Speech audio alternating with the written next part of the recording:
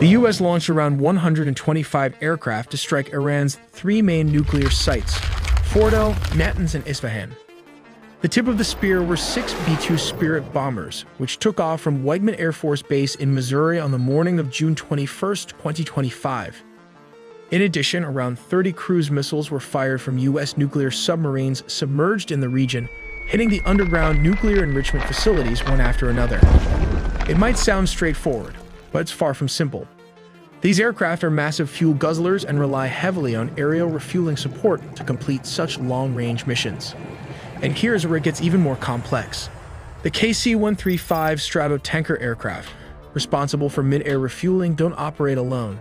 They require protection provided by F-A-18 electronic warfare squadrons that escort the tankers and also help shield the B-2 bombers from detection and attack. More detail all in the video ahead.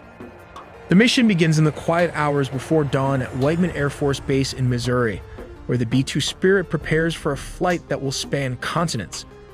While the stealth bomber is capable of flying non-stop with aerial refueling, pilot fatigue is a major consideration. To mitigate this, the U.S. has strategically positioned Allied air bases in Qatar, closer to Iran, and on Diego Garcia, and possibly forward operating bases such as Andersen Air Force Base in Guam, one of the most strategic U.S. military bases in the world. By redeploying several B-2 Spirit bombers from the 509th Bomb Wing to Diego Garcia, the U.S. ensures a secure launch point for operations across the Middle East, Africa, and the Indo-Pacific. A carefully calculated military strategy that enhances both survivability and operational reach. But they were also escorted by aircraft carriers and submarines. Across the Arabian Sea, F-A-18 Super Hornets and EA-18G Growler launch from the decks of U.S. carriers, their roles already defined. Some will clear a path through Iran's air defenses, while others will guard the tankers that keep the entire operation airborne.